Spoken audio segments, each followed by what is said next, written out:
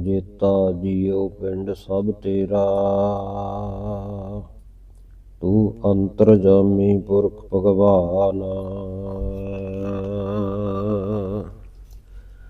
ਦਾਸਨ ਦਾਸ ਕਹੈ ਜਨ ਨਾਨਕ, ਜੇਹਾ ਤੂੰ ਕਰਾਏ ਤੇਹਾ ਹਉ ਕਰੀ ਵਖਿਆਨ।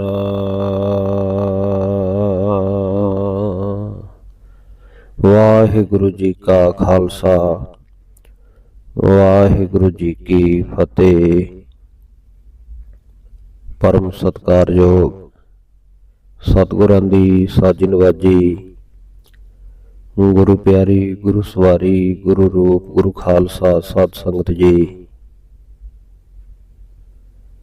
ਸਤਿਗੁਰੂ ਚਬਰ ਛਤਰ ਤਖਤ ਦੇ ਮਾਲਕ, ਜੁਗੋ ਜੁਗ ਅਟਲ, ਧੰਨ ਧੰਨ ਸਾਹਿਬ ਸ੍ਰੀ ਗੁਰੂ ਗ੍ਰੰਥ ਸਾਹਿਬ ਮਹਾਰਾਜ ਸੱਚੇ ਪਾਤਸ਼ਾਹ ਜੀ ਦੀ ਕਿਰਪਾ ਦਾ ਸਦਕਾ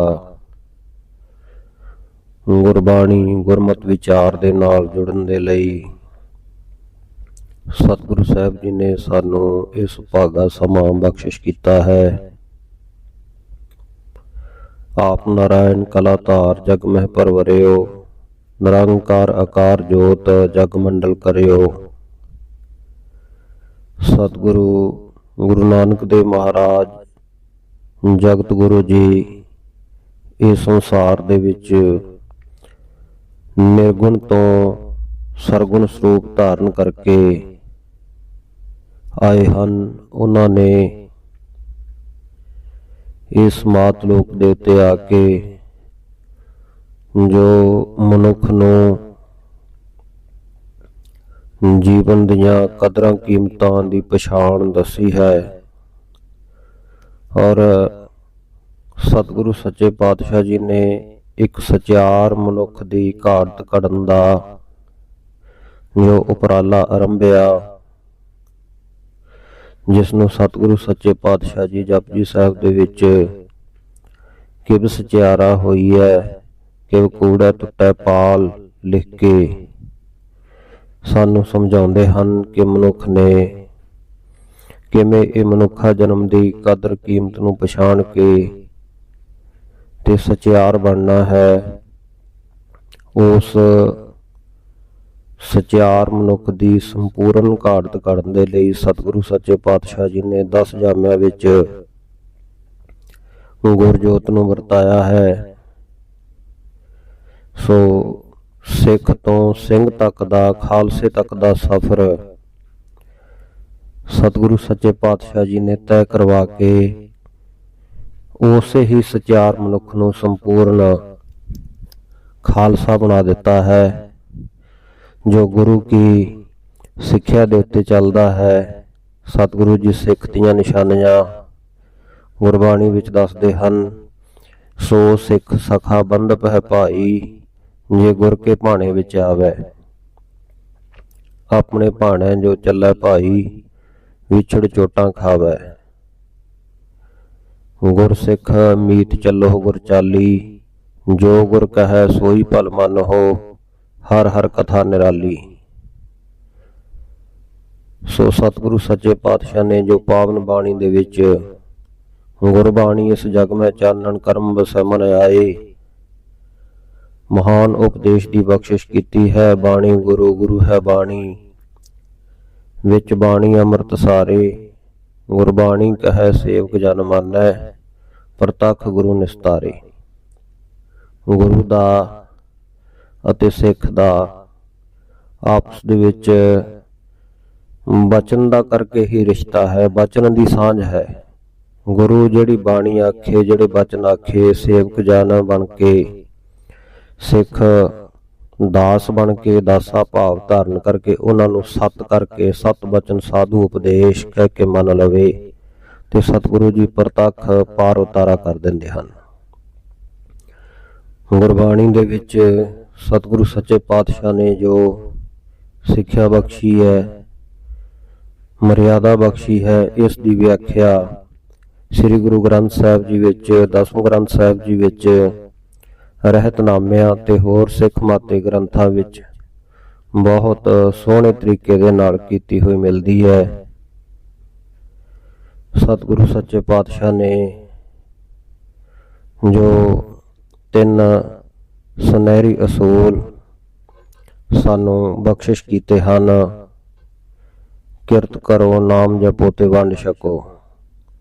ਨਾਮ ਦੇ ਜਾਪ ਦੇ ਨਾਲ ਆਤਮਾ ਦੀ ਸ਼ੁੱਧੀ ਹੁੰਦੀ ਹੈ, ਕਿਰਤ ਦੇ ਨਾਲ ਸਰੀਰ ਦੀ ਸ਼ੁੱਧੀ ਹੁੰਦੀ ਹੈ ਤੇ ਵੰਡ ਕੇ ਛਕਣ ਦੀ ਰੀਤ ਨਾਲ ਸਤਿਗੁਰੂ ਮਹਾਰਾਜ ਜੀ ਨੇ ਸੋ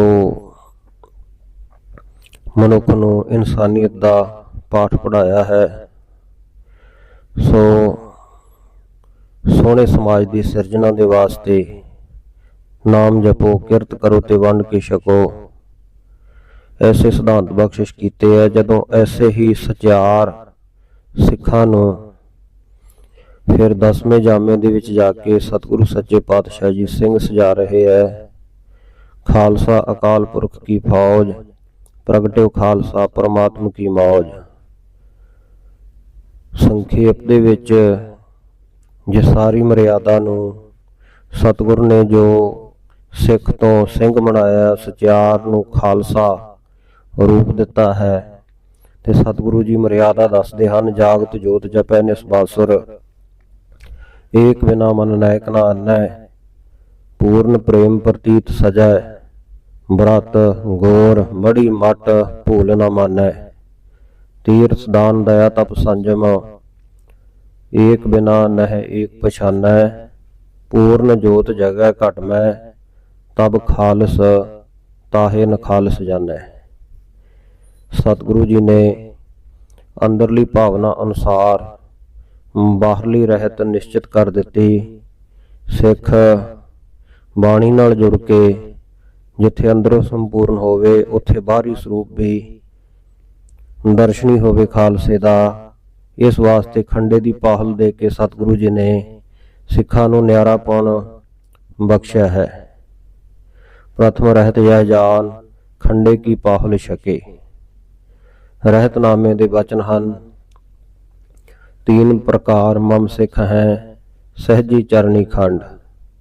ਭਾਵ ਇਹ ਕਿ ਸਹਿਜ ਧਾਰੀ, ਚਰਨ ਧਾਰੀ ਤੇ ਖੰਡੇ ਧਾਰੀ 3 ਕਿਸਮ ਦੇ ਸਿੱਖ ਹਨ। ਪਹਿਲੇ ਗੁਰੂਆਂ ਦੇ ਜ਼ਮਾਨੇ ਸਿੱਖ ਬਣਨ ਦੀ ਰੀਤ ਸਾਧ ਸੰਗਤ ਜੀ ਇਹ ਸੀ ਕਿ ਜੋ ਵੀ ਕੋਈ ਜਗਿਆਸੂ ਆਉਂਦਾ ਸੀ, ਉਸ ਨੂੰ ਸਤਿਗੁਰਾਂ ਦੇ ਚਰਨ ਦੇ ਅੰਗੂਠੇ ਦੇ ਨਾਲ ਜਲ ਛੁਹਾ ਕੇ ਛਕਾ ਦਿੱਤਾ ਜਾਂਦਾ, ਤੇ ਇਸ ਨੂੰ ਚਰਨ ਪਾਹੁਲ ਕਹਿੰਦੇ ਸਨ। ਲੇਕਿਨ ਜਦੋਂ ਹੁਣ ਸਰੀਰਕ ਰੂਪ ਵਿੱਚ ਗੁਰੂ ਸਾਹਿਬ ਜੀ ਨੇ ਗੁਰਤਾ ਗੱਦੀ ਤੇ ਬਿਰਾਜਮਾਨ ਨਹੀਂ ਸੀ ਰਹਿਣਾ, ਇਸ ਲਈ ਗੁਰੂ ਗੋਬਿੰਦ ਸਿੰਘ ਜੀ ਮਹਾਰਾਜ ਨੇ ਦੂਰ ਅੰਦੇਸ਼ੀ ਵਰਤਦਿਆਂ ਹੋਇਆਂ ਇਸ ਚਰਨ ਪਾਹੁਲ ਨੂੰ ਖੰਡੇ ਦੀ ਪਾਹੁਲ ਦੇ ਵਿੱਚ ਤਬਦੀਲ ਕਰ ਦਿੱਤਾ। ਉਹਨਾਂ ਨੇ ਸਰਬਲੋ ਦੇ ਬਾਟੇ ਵਿੱਚ ਜਲ ਪਾ ਕੇ ਉਸ ਵਿੱਚ ਖੰਡਾ ਫੇਰ ਕੇ ਤੇ ਫਿਰ ਬਾਣੀ ਪੜ੍ਹ ਕੇ ਪਾਹੁਲ ਤਿਆਰ ਕੀਤੀ, ਤੇ ਆਪਣੇ ਉਹਨਾਂ ਸਿੱਖਾਂ ਨੂੰ ਜਿਹੜੇ ਮਰ ਜੀਵੜੇ ਸਨ, ਸਤਿਗੁਰੂ ਜੀ ਦੇ ਇੱਕ ਬੋਲ ਦੇ ਉੱਤੇ ਜਿਨ੍ਹਾਂ ਨੇ ਆਪਣੇ ਸੀਸ ਤੱਕ ਭੇਟਾ ਕਰ ਦਿੱਤੇ, ਐਸੇ ਸਿੱਖਾਂ ਨੂੰ ਆਪਣੇ ਪਿਆਰੇ ਕਹਿ ਕੇ, 5 ਪਿਆਰੇ ਕਹਿ ਕੇ ਉਹ ਖੰਡੇ ਕੀ ਪਾਹੁਲ ਦੀ ਦਾਤ ਬਖਸ਼ਿਸ਼ ਕੀਤੀ। ਇਸ ਪਾਹੁਲ ਨੂੰ ਫਿਰ ਅੰਮ੍ਰਿਤ ਦਾ ਨਾਮ ਦਿੱਤਾ ਗਿਆ। ਇਹ ਪਾਹੁਲ 5 ਪਿਆਰਿਆਂ ਨੂੰ ਛਕਾ ਕੇ ਪਰਮਾਰਥਕ ਪੰਚਾਇਤ ਸਤਿਗੁਰਾਂ ਵੱਲੋਂ ਬਣਾਈ ਗਈ। ਫਿਰ ਸਤਿਗੁਰਾਂ ਨੇ ਖੁਦ ਉਹਨਾਂ ਪਾਸੋਂ ਇਹ ਪਾਹੁਲ ਪ੍ਰਾਪਤ ਕੀਤੀ ਤਾਂ ਕਿ ਹੋਰ ਕਿਸੇ ਸਿੱਖ ਨੂੰ ਕੋਈ ਸੰਕੋਚ ਨਾ ਰਹੇ। ਇਹ ਗੁਰੂ ਚੇਲੇ ਦਾ ਅਨੋਖਾ ਕੌਤਕ ਸੀ। ਪੀਵਹੁ ਪਾਹੁਲ ਖੰਡੇ ਧਾਰ, ਹੋਏ ਜਨਮ ਸੁਹੇਲਾ, ਗੁਰ ਸੰਗਤ ਕੀਨੀ ਖਾਲਸਾ, ਮਨਮੁਖੀ ਦੁਹੇਲਾ, ਵਾਹ ਵਾਹ ਗੋਬਿੰਦ ਸਿੰਘ ਆਪੇ ਗੁਰਚੇਲਾ। ਭਾਈ ਗੁਰਦਾਸ ਜੀ ਦੂਜੇ ਉਹਨਾਂ ਵੱਲੋਂ ਉਸ ਸਾਰੇ ਦ੍ਰਿਸ਼ ਨੂੰ ਰੂਪਮਾਨ ਕਰਨ ਵਾਸਤੇ ਇਹ ਬਚਨ ਆਪਣੀਆਂ ਵਾਰਾਂ ਦੇ ਵਿੱਚ ਲਿਖੇ ਗਏ। ਸਤਿਗੁਰੂ ਸਾਹਿਬ ਜੀ ਇਸ ਖਾਲਸਾ ਪੰਥ ਨੂੰ ਨਿਰਾਲਾ ਰੂਪ ਦੇਣਾ ਚਾਹੁੰਦੇ ਸਨ, ਜੋ ਚੜ੍ਹਦੀ ਕਲਾ ਵਿੱਚ ਰਹਿ ਕੇ ਧਰਮ ਪ੍ਰਚਾਰ ਕਰ ਸਕੇ। ਸੰਤਾਂ ਨੂੰ ਉਬਾਰ ਸਕੇ ਤੇ ਦੁਸ਼ਟਾਂ ਨੂੰ ਸੰਘਾਰ ਸਕੇ ਤੇ ਸਰਬੱਤ ਦੇ ਭਲੇ ਲਈ ਆਪਣਾ ਆਪਾ ਵਾਰ ਸਕੇ। ਧਰਮ ਚਲਾਵਨ ਸੰਤ ਉਬਾਰਨ ਦੁਸ਼ਟ ਸਭਨ ਕੋ ਮੂਲ ਉਪਾਰਨ ਵਾਸਤੇ ਸਤਿਗੁਰੂ ਦਸ਼ਮੇਸ਼ ਪਿਤਾ ਜੀ ਨੇ ਸੰਤ ਸਿਪਾਹੀ ਸਭ ਤੋਂ ਨਿਰਾਲੇ ਦਿਸਣ ਵਾਲੇ ਖਾਲਸਾ ਸਰੂਪ ਦੀ ਸਿਰਜਣਾ ਕੀਤੀ ਹੈ, ਜਿਨ੍ਹਾਂ ਦੀ ਵਿਲੱਖਣ ਹਸਤੀ ਕਿਸੇ ਦੇ ਨਾਲ ਰਲਗੱਡ ਨਾ ਹੋਵੇ। ਇਸ ਵਾਸਤੇ ਸਤਿਗੁਰੂ ਸਾਹਿਬ ਜੀ ਨੇ ਖਾਲਸੇ ਦਾ ਬਾਹਰਲਾ ਸਰੂਪ ਵਿਸ਼ੇਸ਼ ਤਰੀਕੇ ਦੇ ਨਾਲ ਸਵਾਰਿਆ ਤੇ ਸ਼ਿੰਗਾਰਿਆ ਹੈ ਤੇ ਇਹ ਮਰਿਆਦਾ ਬਣਾ ਦਿੱਤੀ ਕਿ ਹਰ ਸਿੱਖ ਨੇ ਪੰਜਾਂ ਪਿਆਰਿਆਂ ਤੋਂ ਖੰਡੇ ਦੀ ਪਾਹੁਲ ਲੈ ਕੇ ਸਿੰਘ ਜਾਂ ਕੌਰ ਸਜਣਾ ਹੈ ਅਤੇ ਪੰਜ ਕਕਾਰੀ ਰਹਿਤ ਨੂੰ ਦ੍ਰਿੜਤਾ ਦੇ ਨਾਲ ਧਾਰਨ ਕਰਨਾ ਹੈ। ਪ੍ਰਥਮ ਰਹਿਤ ਯਹ ਜਾਨ ਖੰਡੇ ਕੀ ਪਾਹੁਲ ਛਕੇ, ਸੋਈ ਸਿੰਘ ਪ੍ਰਧਾਨ ਅਵਰ ਨਾ ਪਾਹੁਲ ਜੋ ਲਏ। ਪਾਂਚ ਸਿੰਘ ਅੰਮ੍ਰਿਤ ਜੋ ਦੇਵੈ, ਤਾਕੋ ਸਿਰ ਧਰ ਛਕ ਪੁਨ ਲੇਵੈ। ਪੁਨ ਮਿਲ ਪਾਂਚੋ ਰਹਿਤ ਜੋ ਭਖੈ, ਤਾਕੋ ਮਨ ਮੈਂ ਦ੍ਰਿੜ ਕਰ ਰੱਖੈ। ਭਾਈ ਦੇਸਾ ਸਿੰਘ ਜੀ ਦੇ ਰਹਿਤਨਾਮੇ ਦੇ ਵਿੱਚ ਸਤਿਗੁਰਾਂ ਦੇ ਇਹ ਬਚਨ ਮਿਲਦੇ ਹਨ। ਇਸੇ ਪ੍ਰਕਾਰ ਸਤਿਗੁਰੂ ਜੀ ਦੇ ਆਪਣੇ ਮੁਖਾਰਬਿੰਦ ਦੇ ਬੋਲ ਜੋ ਸ਼੍ਰੀ ਦਸਮ ਗ੍ਰੰਥ ਸਾਹਿਬ ਦੇ ਅਸਫੋਟਕ ਸਵਈਆਂ ਦੇ ਵਿੱਚ ਸਾਨੂੰ ਪ੍ਰਾਪਤ ਹੁੰਦੇ ਹਨ। ਇੱਕ ਓੰਕਾਰ ਵਾਹਿਗੁਰੂ ਜੀ ਕੀ ਫਤਿਹ। ਸ੍ਰੀ ਮੁਖ ਵਾਕ ਪਾਤਸ਼ਾਹੀ 10ਵੀਂ। ਨਿਸ਼ਾਨੇ ਸਿੱਖੀ ਪੰਜ ਹਰਫ ਅਸਤ ਕਾਫ, ਹਰਗਿਜ਼ ਨਾ ਬਾਸ਼ਦ ਅਜੇ ਪੰਜ ਮੁਆਫ। ਕੜਾ ਕਾਰ ਦੋ ਕਛ ਕੰਗੇ ਬਿਦਾ, ਬਿਲਾ ਕੇਸ ਹੇਚ ਅਸਤ ਜੁਮਲਹਿ ਨਿਸ਼ਾਂ। ਹਰਫ ਹਕਾਇਤ ਅਸਤ ਈ ਪੰਜ ਕਾਫ, ਬਿਦਾ ਨੰਦ ਬਾਵਰ ਨਾ ਗੋਇਮ ਖਿਲਾਫ। ਹੁਕਾ ਹਜ਼ਾਮਤ ਹਲਾਲੋ ਹਰਾਮ, ਬਾਰਿਸ਼ੇ ਹਿਨਾ ਕਰਦਰੂ ਸਿਆਹ ਫਾਮ। ਕਿ ਇਹ ਜਿਹੜੇ ਲਿਖਤ ਦੇ ਵਿੱਚ ਲਿਖੇ ਹੋਏ ਪੰਜ ਕਕਾਰ ਪੰਜ ਕੱਕੇ ਇਹ ਸਿੱਖੀ ਦੀ ਨਿਸ਼ਾਨੀ ਹਨ। ਇਹ ਪੰਜ ਕਦੇ ਵੀ ਸਰੀਰ ਤੋਂ ਵੱਖ ਨਹੀਂ ਕੀਤੇ ਜਾ ਸਕਦੇ। ਕੜਾ, ਕਿਰਪਾਨ, ਕਛਹਿਰਾ, ਕੰਘਾ, ਚਾਰ ਇਹ ਹੋ ਗਏ ਤੇ ਪੰਜਵਾਂ ਕੱਕਾ ਕੇਸ ਹਨ, ਜਿਸ ਤੋਂ ਬਿਨਾਂ ਬਾਕੀ ਚਾਰ ਸਾਧ ਸੰਗਤ ਜੀ ਬੇਕਾਰ ਹਨ, ਕਿਸੇ ਕੰਮ ਨਹੀਂ ਹਨ। ਜੇ ਗੁਰੂ ਕੇ ਸਿੱਖ ਦੇ ਕੋਲ ਕੇਸ ਹੀ ਨਹੀਂ ਹਨ ਤਾਂ। ਚਾਰ ਹਾਹੇ ਵੀ ਸਤਿਗੁਰਾਂ ਨੇ ਇੱਥੇ ਲਿਖੇ ਆ, ਜਿਨ੍ਹਾਂ ਤੋਂ ਬਚਣਾ ਚਾਹੀਦਾ ਹੈ। ਇਸ ਨੂੰ ਬਿਨਾਂ ਸ਼ੱਕ ਸਮਝੋ, ਕੋਈ ਝੂਠ ਨਹੀਂ ਬੋਲਿਆ ਗਿਆ।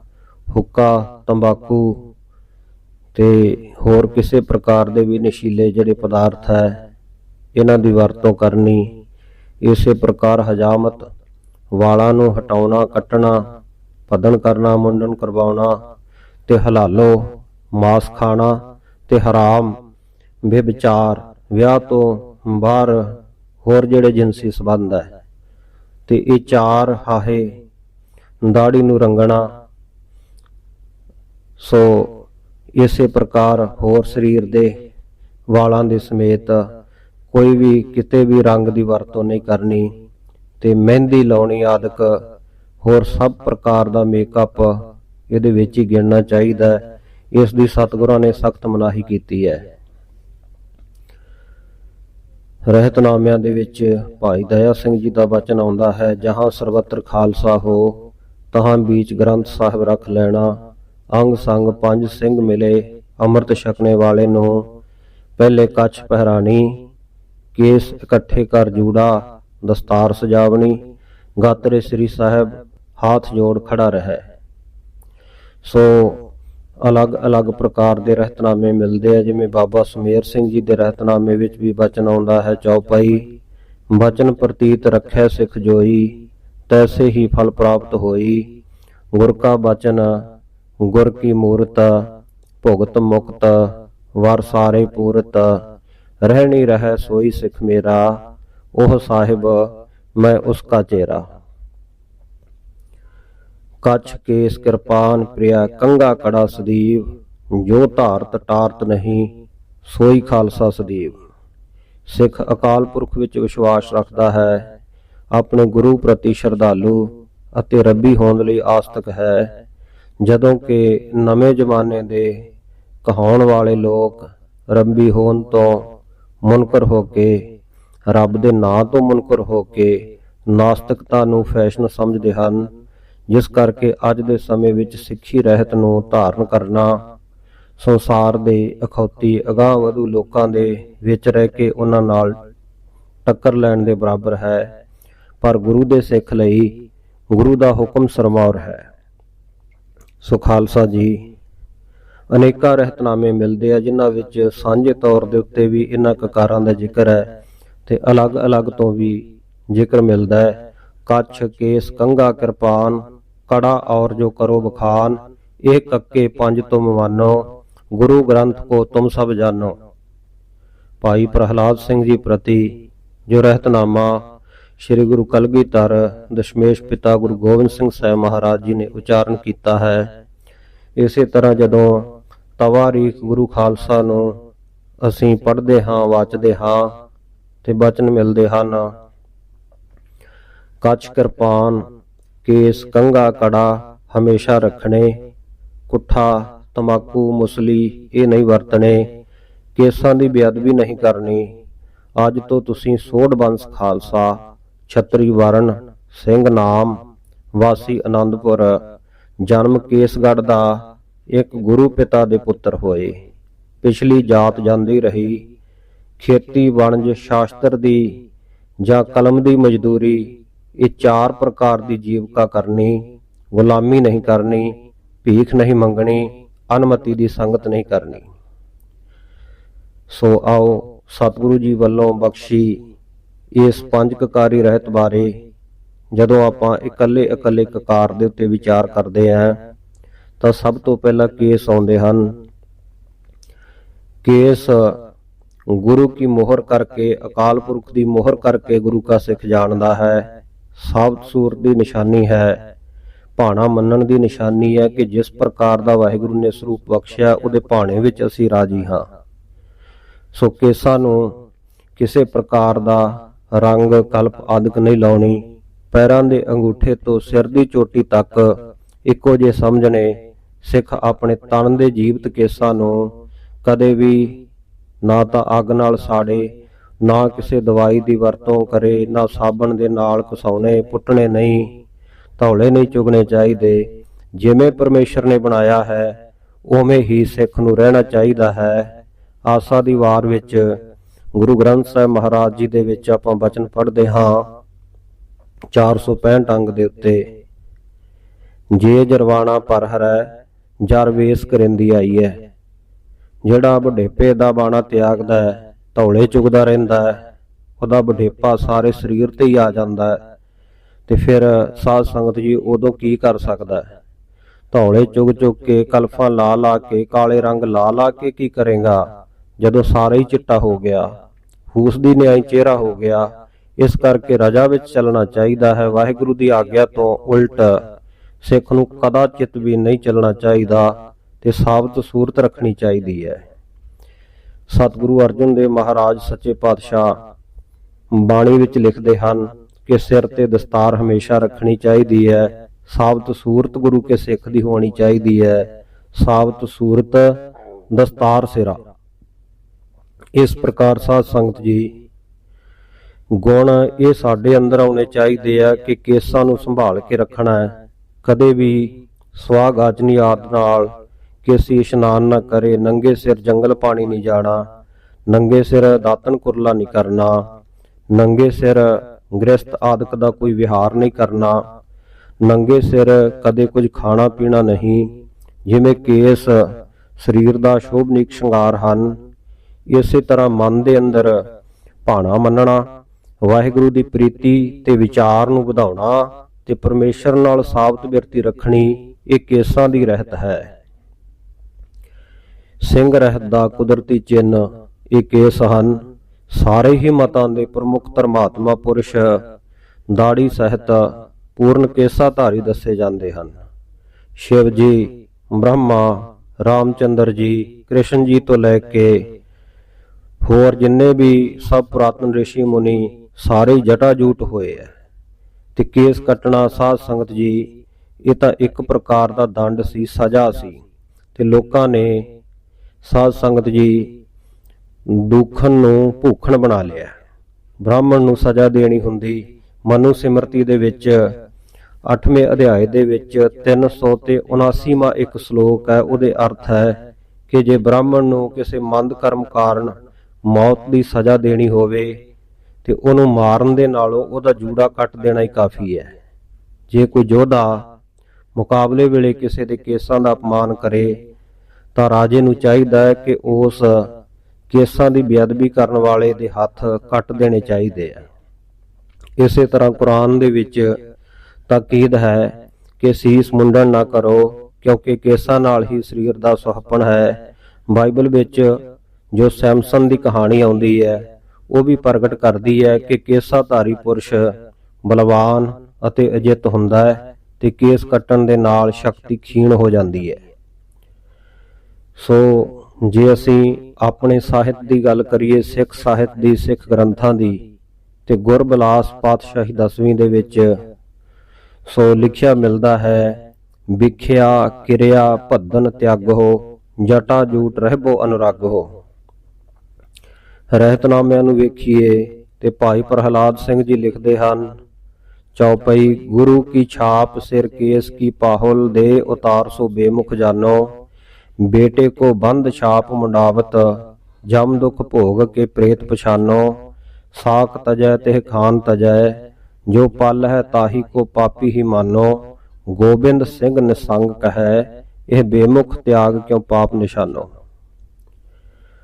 सो होर बचन मिलते हैं, यह मोर आग्या सुनहो हे प्यारे, बिना शस्त्र के संग दियो ना दीदारे। श्री गुरु गोबिंद सिंह जी आखते हैं कि ਇਹ ਹੁਕਮ ਸੁਣੋ हे ਪਿਆਰਿਓ, ਮੇਰੇ ਦਰਸ਼ਨ ਦੀ ਪ੍ਰਾਪਤੀ ਲਈ ਇਹ ਜ਼ਰੂਰੀ ਪਹਿਲੀ ਸ਼ਰਤ ਹੈ ਕਿ ਸ਼ਸਤਰਾਂ ਅਤੇ ਕੇਸਾਂ ਤੋਂ ਬਿਨਾ ਮੈਂ ਤੁਹਾਨੂੰ ਦੀਦਾਰ ਨਹੀਂ ਦਿਆਂਗਾ, ਦਰਸ਼ਨ ਨਹੀਂ ਦੇਵਾਂਗਾ। ਪਰਮਾਤਮਾ ਨੇ ਵੀ ਆਪਣੇ ਆਪ ਨੂੰ ਕੇਸਾਧਾਰੀ ਦੇ ਰੂਪ ਵਿੱਚ ਪ੍ਰਗਟ ਕੀਤਾ ਹੈ। ਜਦੋਂ ਸਾਹਿਬ ਸ੍ਰੀ ਗੁਰੂ ਨਾਨਕ ਦੇਵ ਜੀ ਨੇ ਰੱਬ ਦੇ ਦਰਸ਼ਨ ਕੀਤੇ, ਰੱਬ ਨੂੰ ਪ੍ਰਗਟ ਕੀਤਾ, ਤਾਂ ਐਸਾ ਸਰੂਪ ਗੁਰਬਾਣੀ ਵਿੱਚ ਲਿਖ ਕੇ ਦੱਸਿਆ, ਸੋਹਣੇ ਨੱਕ ਜਿਨ ਲੰਬੜੇ ਵਾਲਾ। ਰੱਬ ਦਾ ਨੱਕ ਬਹੁਤ ਸੁੰਦਰ ਹੈ ਤੇ ਉਸ ਦੇ ਵਾਲ ਕੇਸ ਉਹ ਬਹੁਤ ਲੰਬੇ ਹਨ। ਨਿਰਹਾਰੀ ਕੇਸਵ ਨਿਰਵੈਰਾ, ਰੱਬ ਨਿਰਆਹਾਰੀ ਹੈ, ਉਹਨੂੰ ਭੋਜਨ ਦੀ ਲੋੜ ਨਹੀਂ ਤੇ ਉਹਦੇ ਕੇਸ ਅਦਭੁਤ ਅਤੇ ਸੁੰਦਰ ਹਨ। ਉਹ ਨਫ਼ਰਤ ਤੋਂ ਰਹਿਤ ਹੈ। ਕਬੀਰ ਕੇਸੋ ਕੇਸੋ ਕੂਕੀ ਹੈ, ਨਾ ਸੋਈਐ ਅਸਾਰ, ਨਾਮਾ ਕਹੈ ਭਗਤ ਬਸ ਕੇਸਵ। ਇੱਥੇ ਕੇਸੋ ਜਾਂ ਕੇਸਵ ਨਾਮ ਕੇਸਾ ਵਾਲੇ ਕੇਸਾਧਾਰੀ ਵਾਹਿਗੁਰੂ ਦਾ ਹੀ ਵਾਚਕ ਹੈ। ਬਚਨ ਹੈ श्री गुरु जी का कि जो कोई सिख का बेटा होए और मोना हो जावे तिसकी जड़ सुकी, और जो मोना सिख हो जावे तां तिसकी जड़ हरी। भाई नंद लाल जी का तनखाहनामा। गुरु का सिख सहजधारी भद्दन ना कराए, गुरु का सिख सहजधारी है, रोम कैंची नाल ना उतरावे, चेहरा जरूर साबित रखे, दीदार चेहरे दा है। सो इसे प्रकार भाई केसर सिंह जी छिब्बर का जदों आपां रहतनामा पढ़ते हैं, लिखत पढ़ते हैं तो साध संगत बचन मिलते हैं, गुरु का सिख देही दे रोम ना लुहाए, गृहस्थी होए तां भी पाकी हुकी ना कराए। गुरु का सिख हथों पाई लड़ाई किसे नाल ना करे, अपने केसां दी अबरोए वल देखे। गुरु का सिख केसां दी पालना करे, दो वक्त कंघा होवे, धोवे दही नाल, मैला हथ ना लाए, जीओ ना पवने देवे, जुआ आदक ना पैण देवे, साफ सफाई रखे, सुचेत रहे। गुरु का सिख केस मोहर निशानी सिक्खी दी जाने, जो पाहल बिना रखे सो भंड भगतिया जानना निगुरा। उस दी गल चतराई सब झूठी, साख ग्रंथ साहिब जी दी ज्यों निगुरा बहु बातां जाने, ओह हर दरगह भ्रष्टी। भाई दया सिंह जी अपने रहतनामे दे विच थामपुर थां दे उत्ते जिक्र करते हैं, रोम शरीर से कछु न छेदे, नख कटाए क्योंकि प्रसाद में मैल न पड़े, केस नग्न न रखे सो महानरक भोगै। फिर दोहरा लिखिया मिलता है, सिख को सिख पुत्री दई, सुधा सुधा मिल जाए, दई भादनी को सुता, एह मुख अमी चुआए। भाई साहब जी कहते ने कि सिख नूं अपनी पुत्री का नाता सिख दे नाल ही करना चाहिए। जे भादनी नूं मोने नूं अपनी लड़की का रिश्ता करता है, आनंद कारज करवाउंदा है, ते समझ लो कि जिवें सप दे मूँह दे विच अमृत चुआ रहा होवे। खुले केसी भोजन ना करे, खंडे की पाहल बिना केस राखे सो भेखी। घर धरे केस पाहल बिना भेखी मूढ़ा सिख, मेरो दर्शन नाहे तिस पापी त्यागै भिख। सो इसे प्रकार होर वचन मिलते हैं। और जो कोई सिख श्री अकाल पुरख खालसे का होवै, तिसको सिंह जी कह आदर करे, सिर केस रखै, दूर ना करे, भद्दन ना करे। सो इसे प्रकार साध संगत जी फिर सवेरे शाम इन्हां केसां दी साਂਭ संभाल वास्ते कंघा करना, कंघा करन तो बाद दस्तार सजाउणी चाहिदी है। दस्तार एक एक लड़ ਜਾਂ एक एक पेच ला के इस नूं बन्नना है, सजाउणा है, ते इसे तरह एक एक करके ही उतारना है। टोपी वांगों दस्तार सिख ने कदे नहीं उतारनी ते ना ही पहननी है। कई व्यक्ति एक बारी मावा ला के पिन्ना ला के दस्तार नूं बन लैंदे है, फिर वो टोपी की तरह उतार के रख लेंदे है, फिर उसे तरह दोबारा सिर दे उत्ते रख लेंदे है। ये टोपी की शक्ल बन जाती है। ते महाराज का बड़ा करड़ा वचन है, होए सिख सिर टोपी धरै, 7 जन्म कुश्ती होए मरै। सिख होने के नाते वो जो टोपी पहनता है, फिर वो 7 जन्म कुश्ती रोगी कोढ़ दा रोगी हो के जीवन नूं धारण करेगा। भाई प्रहलाद सिंह जी रहतनामिਆਂ ਦੇ ਵਿੱਚ ऐसा वचन लिखते हैं। ऐसा भी वचन आउंदा है, सिंह होए कर टोपी धारेगा, सो कुश्ती होएगा। सो चुन के दस्तार सजाउणी है, एक एक पेच करके सजावे ते एक एक पेच करके लाहे, फिर दरबार विच सतगुरु साहब जी की पवित्र हजूरी विच सिख आवे। सतगुरु साहब जी ने इन्हां केसां की संभाल दे लई फिर साध संगत जी दूजा ककार कंघा बख्शिश कीता है। केसां नूं साफ रखण लई केसां दे विच वालां दे विच सिख लकड़ दा कंघा रखदा है।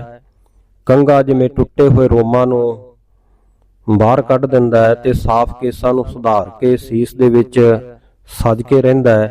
इसे तरह दोवें वक्त विचार रूपी कंघा गुरु के सिख ने फेरना अपने मन अंदर ते वेखना कि मैं अज सो दिन रात दे विच किन्ने पाप कीते है, किन्ना झूठ बोलिया है, किन्नी निंदिया कीती है, किसे दा दिल दुखाया, अनथा वाक बोले, होर किसे प्रकार की गलती कीती है।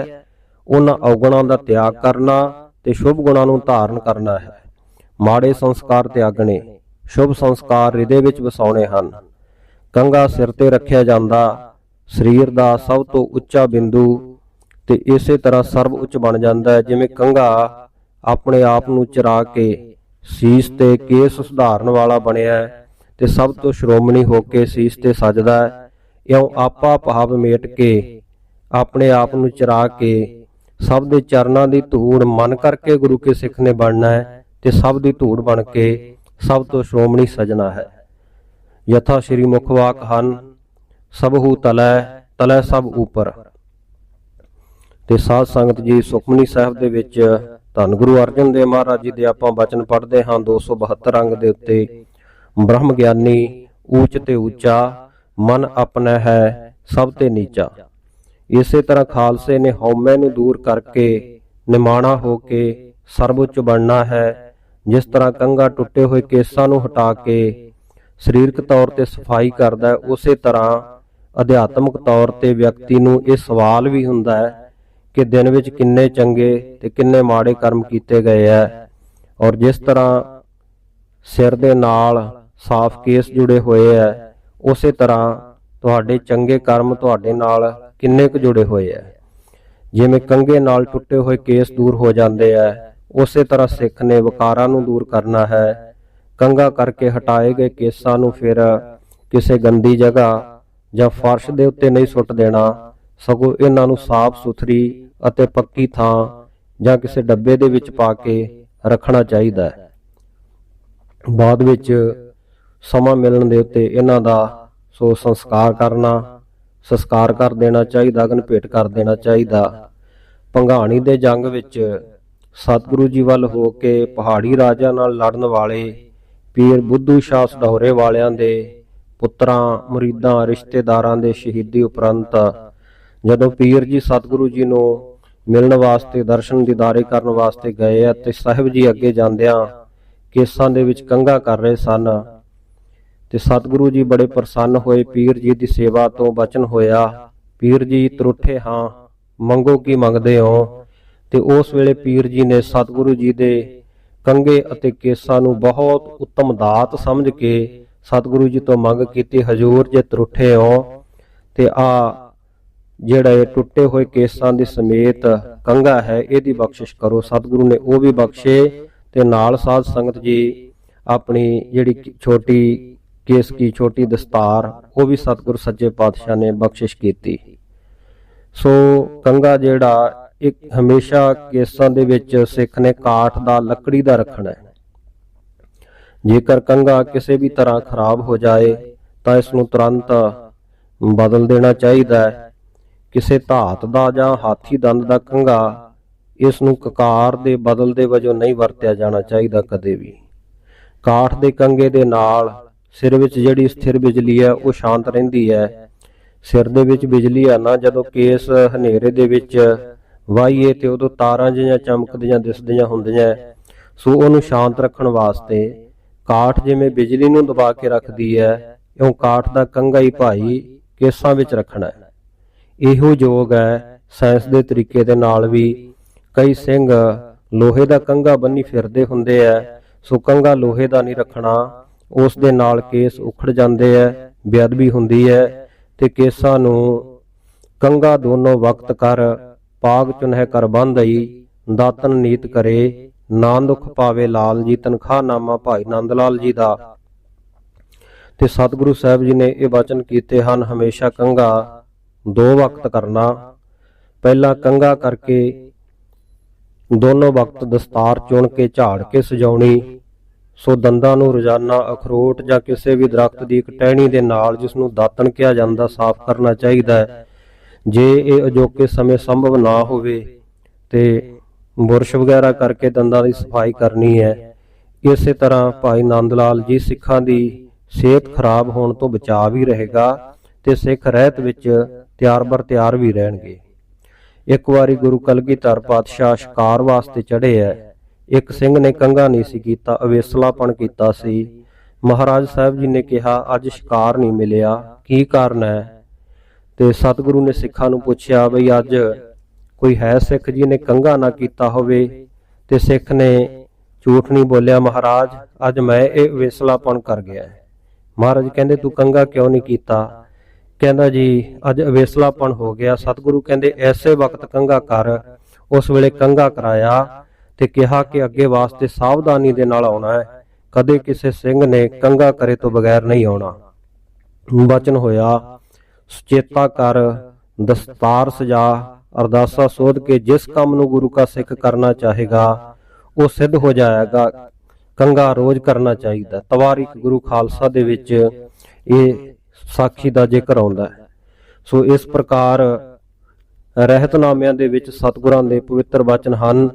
ਕੰਘਾ ਸਦਾ ਸਾਬਤ ਰੱਖੋ। ਜੇ ਕਿਤੇ ਇੱਕ ਦੰਦਾ ਵੀ ਟੁੱਟ ਜਾਏ ਜਾਂ ਡਿੱਗ ਪਏ, ਸਰੀਰ ਤੋਂ ਵੱਖਰਾ ਹੋ ਜਾਏ, ਤਾਂ ਕੰਘਾ ਲੈ ਕੇ ਅਰਦਾਸ ਕਰਕੇ ਜਪਜੀ ਸਾਹਿਬ ਦਾ ਪਾਠ ਕਰਕੇ ਭੁੱਲ ਬਖਸ਼ਾ ਕੇ ਫਿਰ ਮੂੰਹ ਵਿੱਚ ਕੁਝ ਪਾਉਣਾ ਹੈ। ਇਸ ਵਾਸਤੇ ਜਿਹੜੇ ਤਿਆਰ-ਬਾਰ ਤਿਆਰ ਸਿੰਘ ਆ, ਹਮੇਸ਼ਾ ਉਹ 2-2 ਕੰਘੇ ਆਪਣੇ ਪਾਸ ਰੱਖਦੇ ਆ। ਕਈਆਂ ਦੇ ਰਾਤ ਸਮੇਂ ਦਸਤਾਰ ਲੈ ਕੇ ਕੰਘਾ ਡਿੱਗ ਵੀ ਪੈਂਦਾ ਹੈ। ਉਹ ਕੇਸਾਂ ਨੂੰ ਦਸਤਾਰੇ ਨਾਲ ਜੁੜੇ ਜਿਹੜੇ ਪੇਚ ਹੈ, ਸੋ ਜੂੜੇ ਦੇ ਨਾਲ ਤੇ ਦਸਤਾਰ ਦੇ ਪੇਚ ਲਪੇਟ ਕੇ ਉਹ ਜਦੋਂ ਦਸਤਾਰ ਸਜਾਉਣਗੇ ਤਾਂ ਕੰਘਾ ਤੇ ਦਸਤਾਰ ਸੀਸ ਦੇ ਉੱਤੇ ਫਿਰ ਟਿਕੇ ਰਹਿ ਸਕਦੇ ਆ। ਜੇ ਕੇਸ ਬਿਲਕੁਲ ਥੋੜੇ ਹੋਣ, ਜਾਂ ਜਿਵੇਂ ਨਿਹੰਗ ਸਿੰਘ, ਕਲਗਾ ਸਿੰਘ ਕਹਿੰਦੇ ਆ ਉਹਨਾਂ ਨੂੰ, ਜਿਨ੍ਹਾਂ ਦੇ ਸਿਰ ਦੇ ਉੱਤੇ ਕੇਸ ਨਾ ਹੋਣ, ਤਾਂ ਫਿਰ ਦਸਤਾਰੇ ਦੇ ਇੱਕ ਲੜ ਨਾਲ ਕੰਘਾ ਸਜਾ ਕੇ ਤੇ ਸੀਸ ਦੇ ਉੱਤੇ ਸਜਾ ਲੈਣਾ ਚਾਹੀਦਾ ਹੈ। ਜੇ ਬਹੁਤੀ ਬੇਬਸੀ ਹੋ ਜਾਵੇ, ਦਸਤਾਰ ਨਾ ਰਹਿੰਦੀ ਹੋਵੇ, ਤਾਂ ਸੌਣ ਲੱਗੇ ਫਿਰ ਠਾਠਾ ਬੰਨ੍ਹ ਕੇ ਦਸਤਾਰੇ ਨੂੰ ਕਾਬੂ ਕਰਕੇ ਰੱਖੇ। ਤੇ ਸਤਿਗੁਰੂ ਜੀ ਦਾ ਹੁਕਮ ਹੈ ਕਿ ਕੰਘਾ ਸਰੀਰ ਦੇ ਨਾਲ ਛੋਹਿਆ ਰਹੇ, ਭਾਵ ਕੰਘਾ ਕਰਕੇ ਕੇਸ ਸਜਾਉਣ ਸਮੇਂ, ਜੂੜਾ ਕਰਨ ਸਮੇਂ ਪੱਟਾਂ ਆਦਿ ਦੇ ਉੱਤੇ, ਉਰਗ ਦੇ ਉੱਤੇ, ਅੰਗਾਂ ਦੇ ਉੱਤੇ ਰੱਖ ਲਵੇ। ਇਉਂ 5 ਕਕਾਰਾਂ ਦੀ ਰਹਿਤ ਗੁਰੂ ਕਾ ਸਿੱਖ ਹਮੇਸ਼ਾ ਹੀ ਰੱਖੇ। ਸ਼੍ਰੀ ਗੁਰਪ੍ਰਤਾਪ ਸੂਰਜ ਗ੍ਰੰਥ ਵਿੱਚ ਕੰਘੇ ਦੀ ਬਾਬਤ ਬਚਨ ਆਉਂਦੇ ਹਨ। ਜਪਜੀ ਆਦਿ ਪਠੈ ਗੁਰਬਾਨੀ, ਬੀਨ ਬੀਨ ਦਸਤਾਰ ਮਹਾਨੀ, ਕੰਘਾ ਕਰ ਕਰ ਜੂੜ ਬਣਾਏ, ਉੱਪਰ ਬੰਧਤ ਪਾਗ ਸੁਹਾਏ। ਤੀਜੀ ਰੁੱਤ ਵਿੱਚ ਸ਼੍ਰੀ ਗੁਰਪ੍ਰਤਾਪ ਦੇ ਵਿੱਚ ਇਹ ਸਾਖੀਆਂ ਦੇ ਵਿੱਚ ਬਚਨ ਆਉਂਦੇ ਆ। ਇਸੇ ਪ੍ਰਕਾਰ ਹੋਰ ਜ਼ਿਕਰ ਹੈ, ਮਿਲ ਮਿਲ ਬੈਠਾ ਹੈ ਕੰਘਾ ਕਰ ਕਰ, ਚੁਨ ਚੁਨ ਪਾਗ ਬੰਧ ਮੁਦ ਭਰ ਭਰ, ਗੁਰਬਾਣੀ ਉੱਚੀ ਤੁਨ ਪੜ੍ਹੈ, ਕੀਚਿਤ ਸੁਨੈ ਪ੍ਰੇਮ ਉਰ ਬੜੈ।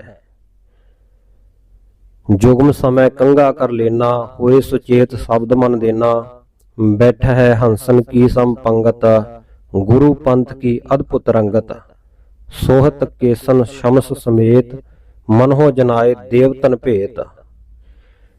ਕੰਘਾ ਕੇਸਾਂ ਦੀ ਸਫਾਈ ਲਈ ਹੀ ਵਰਤਿਆ ਜਾਂਦਾ ਸੀ, ਪਰ ਸਫਾਈ ਨੂੰ ਲਾਜ਼ਮੀ ਬਣਾਉਣ ਹਿੱਤ ਸਤਿਗੁਰੂ ਜੀ ਨੇ ਇਸ ਨੂੰ ਰਹਿਤ ਦਾ ਅੰਗ ਪੱਕੇ ਤੌਰ ਦੇ ਉੱਤੇ ਬਣਾ ਦਿੱਤਾ। ਫਿਰ ਅਗਲਾ ਕਕਾਰ ਹੈ ਜੀ ਕਿਰਪਾਨ। ਗੁਰੂ ਗੋਬਿੰਦ ਸਿੰਘ ਜੀ ਮਹਾਰਾਜ ਦੇ ਸਮੇਂ ਸਿੱਖ ਲਹਿਰ ਬਹੁਤ ਹੀ ਸੰਕਟਾਂ ਦੇ ਵਿੱਚੋਂ ਵਿਚਰ ਰਹੀ ਸੀ, ਤਾਂ ਸਤਿਗੁਰੂ ਨੇ ਹਰ ਸਿੱਖ ਦੇ ਲਈ ਗਾਤਰੇ, ਸ਼ਸਤਰ ਧਾਰਨਾ ਇਹ ਹੁਕਮਨਾਮਿਆਂ ਰਾਹੀਂ ਜ਼ਰੂਰੀ ਕਰਾਰ ਦਿੱਤਾ। ਜੋ ਸਿੱਖ ਹਥਿਆਰ ਬਨ ਕੇ ਦਰਸ਼ਨ ਆਵਗ, ਸੋ ਨਿਹਾਲ ਹੋਗ। ਸੰਗਤ ਹਥਿਆਰ ਬਨ ਕੇ ਦਰਸ਼ਨ ਆਵਣਾ, ਜੋ ਸਿੱਖ ਹਥਿਆਰ ਬੰਦ ਕੇ ਦਰਸ਼ਨ ਆਵੇਗਾ, ਸੋ ਨਿਹਾਲ ਹੋਗ ਹੁਕਮ ਹੈ। ਇਸ ਪ੍ਰਕਾਰ ਸਾਧ ਸੰਗਤ ਜੀ, ਕਿਰਪਾਨ ਤੋਂ ਸਦਾ ਕਾਲ ਨੂੰ ਸਿੱਖ ਨੇ ਚੇਤੇ ਰੱਖਣਾ ਹੈ। ਕਿਰਪਾਨ ਆਪਣੀ ਰੱਖਿਆ ਵਾਸਤੇ ਢਾਲ ਦੀ ਨਿਆਈ ਹੈ। ਗਰੀਬਾਂ ਦੀ ਰੱਖਿਆ ਵਾਸਤੇ ਕਿਰਪਾਨ ਗੁਰੂ ਕਾ ਸਿੱਖ ਵਰਤਣਾ ਕਰੇ, ਧੀਰਜ ਤੇ ਖਿਮਾ ਧਾਰਨ ਕਰੇ, ਇਸ ਤਰੀਕੇ ਦੇ ਨਾਲ ਸੰਜਮ ਵਿੱਚ ਰਹਿਣਾ ਕਰੇ। ਕਿਰਪਾਨ ਸਦਾ ਗਾਤਰੇ ਰੱਖਣੀ, ਕਦੇ ਵੀ ਸਰੀਰ ਤੋਂ ਦੂਰ ਨਹੀਂ ਕਰਨੀ। ਅਕਾਲ ਪੁਰਖ ਦਾ ਸ਼ਸਤਰ ਹੈ, ਸਿੰਘ ਨੂੰ ਬਖਸ਼ੀਸ਼ ਮਿਲੀ ਹੈ। ਸੋ ਕਿਰਪਾਨ, ਸਤਿਗੁਰੂ ਜੀ ਕਹਿੰਦੇ ਕਿਰਪਾਨ ਪਾਨ ਧਾਰੀਆਂ, ਕਰੋੜ ਪਾਪ ਟਾਰੀਆਂ। ਦਸਮ ਗ੍ਰੰਥ ਸਾਹਿਬ ਦੇ 42 ਨੰਬਰ ਅੰਗ ਦੇ ਉੱਤੇ ਸਤਿਗੁਰਾਂ ਦੇ ਇਹ ਬਚਨ ਹਨ। ਕਰੋੜਾਂ ਪਾਪਾਂ ਨੂੰ ਟਾਲਣ ਵਾਲੀ ਕਿਰਪਾਨ ਸਿੱਖ ਨੇ ਹਮੇਸ਼ਾ ਕੋਲ ਰੱਖਣੀ, ਤੇ ਜਿਸ ਕਰਕੇ ਪ੍ਰਤੱਖ ਰੱਖਿਆ ਹੁੰਦੀ ਹੈ ਤੇ ਗੁਪਤ ਰੂਹਾਂ ਤੋਂ ਰੱਖਿਆ ਹੁੰਦੀ ਹੈ। ਲੋਹੇ ਦੀ ਹੋਣ ਕਰਕੇ ਤੇ ਮਹਾਰਾਜ ਜੀ ਦਾ ਸਰੂਪ ਹੋਣ ਕਰਕੇ। ਸੋ ਜਿਵੇਂ ਲੋਕ ਸੂਤਕ ਆਦਿ ਤੋਂ ਬਚਣ ਵਾਸਤੇ ਲੋਹੇ ਦਾ ਸ਼ਸਤਰ ਰੱਖਦੇ ਹੈ।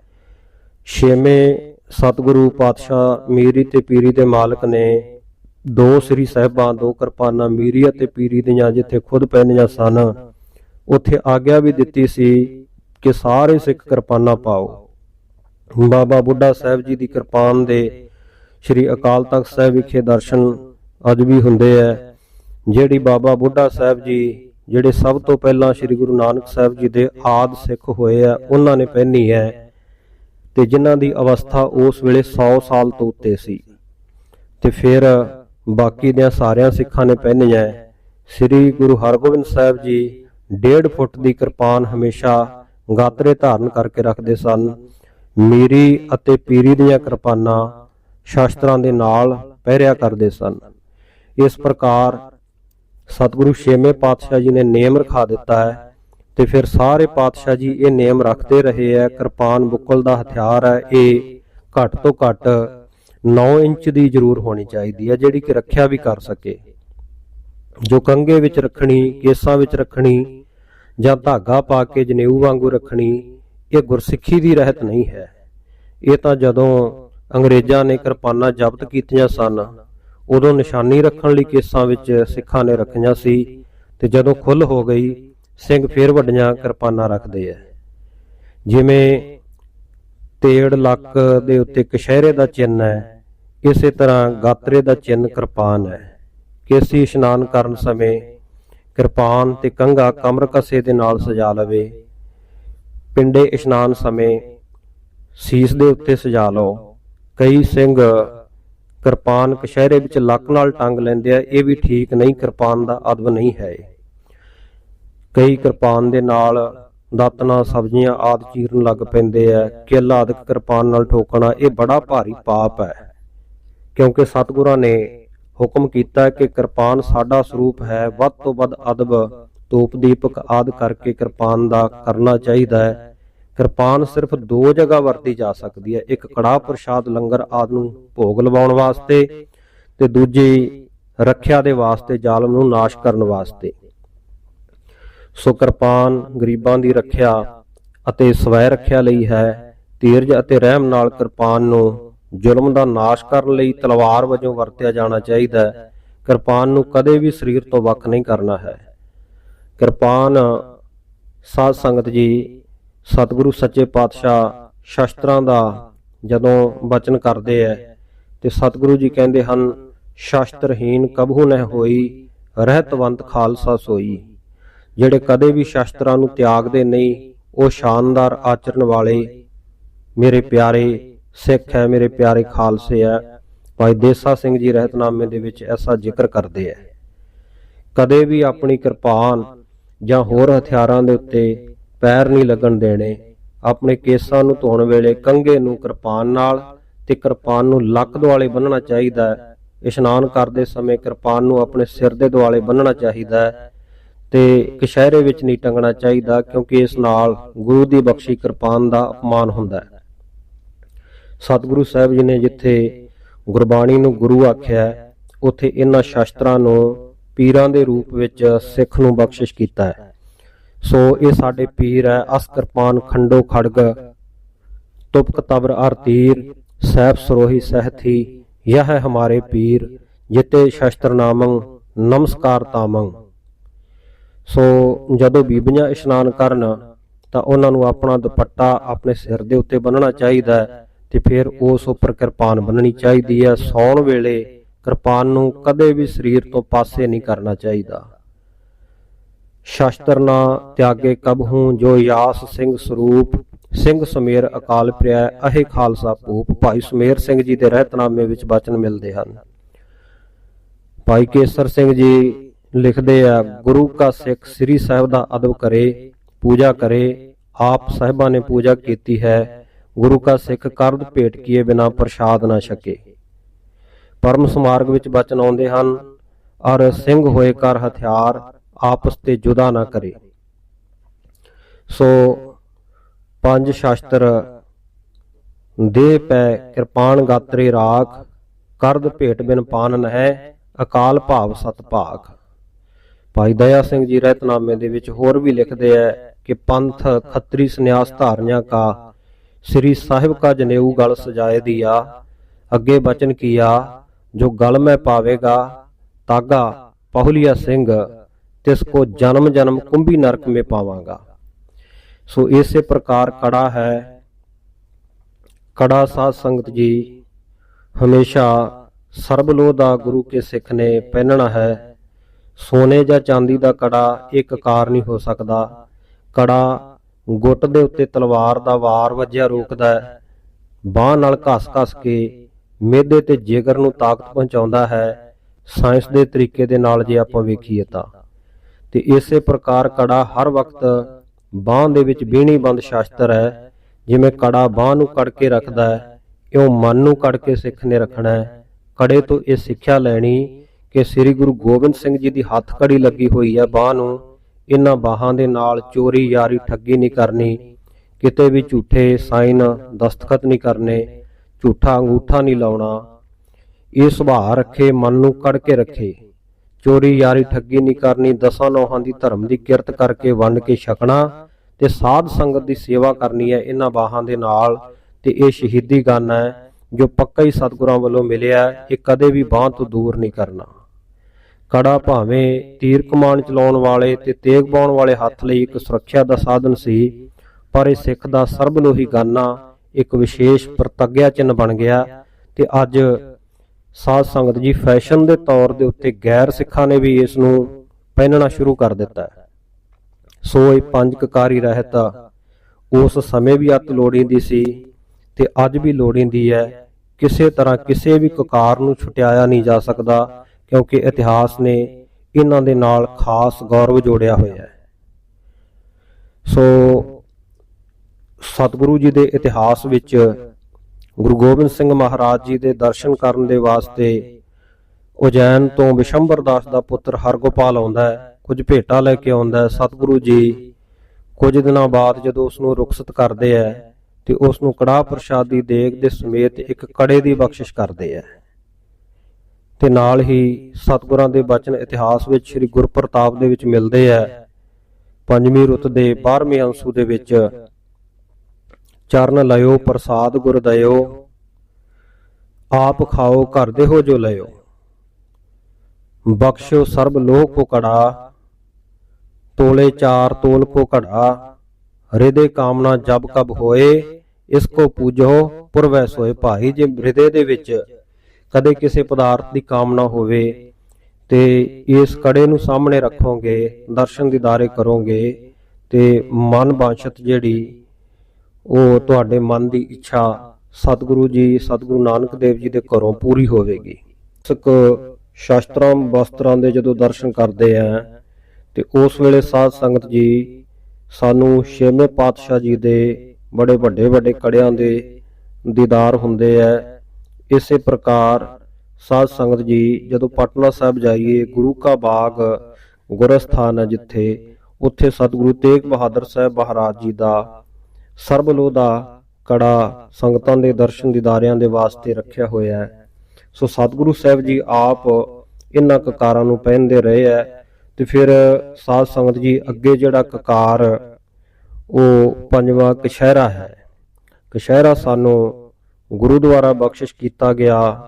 ਇਹ ਵੀ ਇੱਕ ਬੜਾ ਮਹੱਤਵਪੂਰਨ ਕਕਾਰ ਹੈ। ਬਚਨ ਹੈ ਰਹਿਤਨਾਮੇ ਦਾ ਕਿ ਕੱਛ ਕਿਰਪਾਨ ਨਾ ਕਬਹੂ ਤਿਆਗੇ, ਕਦੇ ਕਿਰਪਾਨ ਅਤੇ ਕਛਹਿਰਾ ਲਾ ਕੇ ਨੰਗੇ ਨਹੀਂ ਸੌਣਾ ਚਾਹੀਦਾ ਸਿੱਖ ਨੂੰ। ਇਸ਼ਨਾਨ ਕਰਨ ਮੌਕੇ ਵੀ ਇਸ ਪ੍ਰਕਾਰ ਤਰੀਕੇ ਦੇ ਨਾਲ ਇੱਕ ਪਹੁੰਚਾ ਲਾਵੇ, ਪਹਿਲਾ ਪਾ ਲਵੇ ਤਾਂ ਫਿਰ ਦੂਜੇ ਨੂੰ ਗਿੱਲੇ ਨੂੰ ਲਾਉਣਾ, ਦੋਵੇਂ ਇਕੱਠੇ ਨਾ ਲਾ ਦੇਵੇ। ਇਸ ਤਰੀਕੇ ਨਾਲ ਸਿੱਖ ਵਰਤਣਾ ਕਰੇ। ਜੇ ਅਚਾਨਕ ਦੋਵੇਂ ਪਹੁੰਚੇ ਲੈ ਜਾਣ ਤਾਂ ਪੰਜਾਂ ਪਿਆਰਿਆਂ ਤੋਂ ਅਰਦਾਸ ਕਰਾਵੇ। ਕੇਵਲ ਇੱਕ ਸਿੱਖ ਇਸ ਸੰਬੰਧੀ ਅਰਦਾਸ ਨਹੀਂ ਕਰ ਸਕਦਾ ਤੇ 5 ਜਪਜੀ ਸਾਹਿਬ ਤੋਂ ਘੱਟ ਤਨਖਾਹ ਨਹੀਂ ਲਾਉਣੀ। ਕਛਹਿਰਾ ਜਪ ਸਤ ਦੀ ਨਿਸ਼ਾਨੀ ਹੈ। ਭਾਈ ਗੁਰਦਾਸ ਜੀ ਦੀਆਂ ਵਾਰਾਂ ਦੇ ਵਿੱਚ ਜ਼ਿਕਰ ਆਉਂਦਾ ਹੈ, ਸੀਲ ਜਤ ਕੀ ਕੱਛ ਪਹਿਰ ਪਕੜੋ ਹਥਿਆਰਾ। 41ਵੀਂ ਵਾਰ ਹੈ ਔਰ 15ਵੀਂ ਪੌੜੀ ਹੈ ਭਾਈ ਗੁਰਦਾਸ ਜੀ ਦੀ। ਏਕਾ ਨਾਰੀ ਜਤੀ ਹੋਏ ਪਰ ਨਾਰੀ ਤੀ ਪਹਿਣ ਵਖਾਣਾ ਹੈ। ਇਸ ਪ੍ਰਕਾਰ ਕਛਹਿਰਾ ਧਾਰਨ ਦਾ ਗੁਣ ਗੁਰੂ ਕੇ ਸਿੱਖ ਨੇ ਧਾਰਨ ਕਰਨਾ ਹੈ। ਕਛਹਿਰਾ ਬਹੁਤ ਉੱਤਮ ਵਸਤੂ ਹੈ। ਸਾਧ ਸੰਗਤ ਜੀ ਜਿਵੇਂ ਹਨੂਮਾਨ ਨੇ ਸ਼੍ਰੀ ਰਾਮਚੰਦਰ ਜੀ ਦੀ ਬਹੁਤ ਹੀ ਸੇਵਾ ਕੀਤੀ ਹੈ, ਲੰਕਾ ਵਿੱਚੋਂ ਸੀਤਾ ਜੀ ਦਾ ਪਤਾ ਲਿਆਂਦਾ ਹੈ, ਸੰਜੀਵਨੀ ਬੂਟੀ ਲਿਆਂਦੀ ਜਿਸ ਕਰਕੇ ਲక్ష్మణ ਜਿੰਦਾ ਹੋਇਆ। ਅਨੇਕਾਂ ਬਹਾਦਰੀਆਂ ਕੀਤੀਆਂ ਜਿਸ ਦੇ ਰੋਮ ਰੋਮ ਵਿੱਚ ਰਾਮ ਵਸਿਆ ਹੋਇਆ ਸੀ। ਪਰ ਜਦੋਂ ਰਾਮਚੰਦਰ ਜੀ ਤੋਂ ਸਰਬੰਸ ਦਾਨ ਮੰਗਿਆ ਤਾਂ ਉਹਨਾਂ ਨੇ ਆਪਣਾ ਕਛਹਿਰਾ ਹੀ ਸਭ ਤੋਂ ਉੱਤਮ ਵਸਤੂ ਜਾਣ ਕੇ ਦਿੱਤਾ ਹੈ। ਇਹ ਜਿਉਂਦਿਆਂ ਵੀ ਸਰੀਰ ਦਾ ਪਰਦਾ ਹੈ ਤੇ ਮਰਿਆਂ ਦਾ ਵੀ ਇਹ ਪਰਦਾ ਢੱਕ ਕੇ ਰੱਖਦਾ ਹੈ। ਇੱਕ ਪਠਾਨ ਥਾਣੇਦਾਰ ਨੇ ਨਹਿਰ ਵਿੱਚ ਇੱਕ ਲੋਥ ਲੜਕੀ ਦੀ ਰੂੜੀ ਆਉਂਦੀ ਵੇਖੀ ਤੇ ਸਿਪਾਹੀਆਂ ਤੋਂ ਬਾਹਰ ਕਢਾਈ ਤੇ ਹੁਕਮ ਕੀਤਾ ਕਿ ਇਸ ਦਾ ਬਸਤਰ ਨਹੀਂ ਹੈ, ਪਰਦਾ ਪਾ ਦਿਓ। ਸਿਪਾਹੀਆਂ ਨੇ ਕਿਹਾ, ਜੀ ਇਹਨੇ ਤਾਂ 10ਵੇਂ ਪਾਤਸ਼ਾਹ ਜੀ ਦਾ ਅੰਮ੍ਰਿਤ ਛਕਿਆ ਤੇ ਇਸ ਦੇ ਤੇੜ ਕਛਹਿਰਾ ਹੈ, ਸੋ ਜਿਉਂਦਿਆਂ ਮਰਿਆਂ ਦਾ ਇਹ ਪਰਦਾ ਹੈ। ਇਹ ਸੁਣ ਕੇ ਵੇਖ ਕੇ ਥਾਣੇਦਾਰ ਦੇ ਮਨ ਨੂੰ ਐਸੀ ਖਿੱਚ ਪਈ, ਐਸੀ ਸ਼ਰਧਾ ਆਈ। ਸ਼੍ਰੀ ਅਕਾਲ ਤਖਤ ਸਾਹਿਬ ਆ ਕੇ ਸਾਰੇ ਪਰਿਵਾਰ ਸਮੇਤ ਅੰਮ੍ਰਿਤ ਛਕ ਕੇ ਇਹ ਸਿੰਘ ਸਜ ਗਿਆ ਸੀ। ਸੀਲ ਜਤ ਕੀ ਕੱਛ ਪਹਿਰ ਪਕੜਿਓ ਹਥਿਆਰਾ। ਸੱਚੀ ਪਵਿੱਤਰਤਾ ਦੀ ਨਿਸ਼ਾਨੀ ਕਛਹਿਰਾ ਹੈ। ਹਰ ਸਿੱਖ ਲਈ ਇਹ ਪਹਿਨਣਾ ਜ਼ਰੂਰੀ ਹੈ ਤੇ ਸਿੱਖ ਉੱਚੇ ਸੁੱਚੇ ਜੀਵਨ ਵਾਲਾ ਤੇ ਹਥਿਆਰਬੰਦ ਹੋਵੇ। ਭਾਈ ਗੁਰਦਾਸ ਸਾਹਿਬ ਜੀ ਦੇ ਇਹ ਬਚਨ ਹਨ। ਕਛਹਿਰਾ ਜਿਨਸੀ ਸੰਜਮ ਦੀ ਨਿਸ਼ਾਨੀ ਹੈ ਤੇ ਸਿੱਖ ਨੂੰ ਆਪਣੇ ਨੈਤਿਕ ਫਰਜ਼ਾਂ ਦੀ ਨਿਰੰਤਰ ਯਾਦ ਦਿਵਾਉਂਦਾ ਹੈ। ਕਛਹਿਰਾ ਤੇ ਕਿਰਪਾਨ ਕਦੇ ਵੀ ਇਸ ਸਰੀਰ ਤੋਂ ਵੱਖ ਨਹੀਂ ਹੋਣੇ ਚਾਹੀਦੇ। ਇਸ ਵਾਸਤੇ ਰਹਿਤਨਾਮਾ ਭਾਈ ਦੇਸਾ ਸਿੰਘ ਜੀ ਦਾ ਪੜ੍ਹੋ ਤੇ ਬਚਨ ਮਿਲਦੇ ਆ, ਕੱਛ ਕਿਰਪਾਨ ਨਾ ਕਬਹੂ ਤਿਆਗੈ, ਕੱਛ ਬਿਨਾ ਨਾ ਰਹਿ, ਕਰਦ ਕੜਾ ਛਾਪ ਰੱਖੇ, ਜੋ ਸਿੱਖ ਕੁਰਹਿਤਿਆ ਰਹਿ ਤੋ ਵਹ ਪ੍ਰਾਣਾਂਤ ਦੁਖੀ ਹੋਏ। सिख मृत हुए तो कच्छ पहरा कर, स्नान करा कर, दस्तार सजा कर उस समय जप जी पढ़ता रहे। सो कशहरा सिख सदा ही रेब पावे, दूजी कच्छ न होवे बाजारी जो रेडीमेड मिलती है। सिख नूं सिर्फ रेब कशहरा एक रवायती शैली वाला जिहड़ा कशहरा है वो पहनण दी आग्या है। कशहरा ये सानू उपदेश मिलता है, देख भराइयां चंगियां मावां भैणां धीआं जाणै, ज्ञान शब्द गुरु सुने सुनाए, जपजी जाप पढ़े चित लाए, गुरद्वारन का दर्शन कर है, परदारा का त्याग जो कर है, गुर सिख सेव करे चित लाए, आपा मन का सगल मिटाए, इन कर्मन में जो प्रधान, सो सिख मेरा रूप पहचान। भाई नंद लाल जी का रहतनामा। सिख शब्द ते जानिए, रहत ते पछाणिए, और अंतर आत्मा में ये रहत धारे, नाम रूपी अमृत पीवै, सील जुगत की कच्छ पहरै, फतेह मन जीतबे की बुलावै, गुरु जी की बाणी के हथियार पहरै, बुद्ध का निहचल एक केस धारे, केसां का बड़ा अदब है। केस माता का स्वरूप है, जहाँ केसां का जल पड़े सो स्थान शरीर भी पवित्र होता है। सिंगा के चरणों का जल पड़े पीछे फिरे, अंत को गति करे, जूड़ा शीस के मध्य भाग में रखे, और पाग बड़ी बांधे, केस ढांप रखे, कंगा दोए काल करे, पाग चुनके बांधे, कच्छ 5 गज व 2.5 गज का हो, चौथे दिन केसी स्नान करे, 2.5 गज का साफा कशहरा बदलाने को। भाई दया सिंह जी का रहतनामा पढ़ोगे तो उत्थे ये बचन मिलते हैं। फिर इसे रहतनामे विच जो बिना कच्छ पहरे जो प्रसाद छके सो बिस्टा तुल है। जेकर कच्छ बिना स्नान करे, पग बड़ी न बांधे, शीस केस नंगे रहे तो उसको 1.25 रुपया तनख्वाह।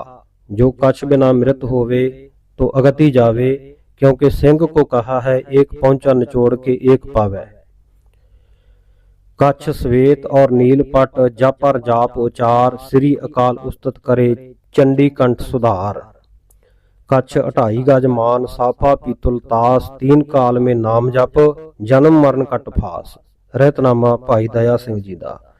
जिवें कलगीधर दशमेश पिता जी ने मर्यादा बन्नी, अमृत संचार मौके 5 प्यारे सहबान भी इसे प्रकार 5 ककारां दी रहत खालसा जी सानू दसदे है। इस करके साध संगत जी आओ सतगुरु सच्चे पातशाह जी दे इन्हां 5 ककारां दे धारनी बनो, अमृत छको, सिंह सजो, गुरु वाले बनो, गुरु कीआं खुशियां प्राप्त करो। सतगुर कै जन्मै गवन मिटाया दा वाक सतगुरां दा है। सो सतगुरु जी दे वाकां नूं फिर दोहरा के ते आपां गुरफतेह दी सांझ करांगे। सतगुरु जी जिवें 5 प्यारिਆਂ ਦੀ ਰਹਿਤ ਦੱਸਦੇ ਆ, 5 ਪਿਆਰੇ ਉਸੇ ਨੂੰ ਦੁਹਰਾਉਂਦੇ ਆ। ਇੱਕ ਓੰਕਾਰ ਸ੍ਰੀ ਵਾਹਿਗੁਰੂ ਜੀ ਕੀ ਫਤਿਹ। ਸ੍ਰੀ ਮੁਖਵਾਕ ਪਾਤਸ਼ਾਹੀ 10ਵੀਂ ਸਿੱਖੀ ਰਹਿਤ ਨਿਸ਼ਾਨੇ ਸਿੱਖੀ 5 ਹਰਫ ਅਸਤਕਾਫ, ਹਰਗਿਜ਼ ਨਾ ਬਾਸ਼ਦ ਈ 5 ਮੁਆਫ, ਕੜਾਕਾਰ ਦੋ ਕਛ ਕੰਗੇ ਵਿਦਾ, ਬਿਲਾ ਕੇਸ ਹੇਚ ਅਸਤ ਜੁਮਲੇ ਨਿਸ਼ਾਨ। ਸਿੱਖੀ ਦੇ ਨਿਸ਼ਾਨ ਇਹ 5 ਕਕਾਰ ਹਨ, ਕਦੇ ਵੀ ਇਹ ਮੁਆਫ ਨਹੀਂ ਹੋ ਸਕਦੇ। ਇਹ ਮਹਾਰਾਜ ਜੀ ਆਪ ਕਹਿ ਰਹੇ ਹਨ कि असीं मुआफ नहीं कर सकते। कड़ा कृपान कशहरा अते कंगा जान लो, बिना केसां तो कुछ भी नहीं हन ये समूह निशानियां। सो सिक्खी दे निशान 5 ककार हन, कंगा केस कड़ा कृपान ते कशहरा। इन्हां 5 नूं कदे भी सिख ना त्यागे। होईयां भुल्लां चुक्कां दी खिमा दा जाचक हुंदा होया दास इत्थे ही विचारां नूं विश्राम दिंदा है जी। गज वज के गुरफतेह दी सांझ करो, प्यार सहित आखो वाहिगुरू जी का खालसा वाहिगुरू जी की फतेह।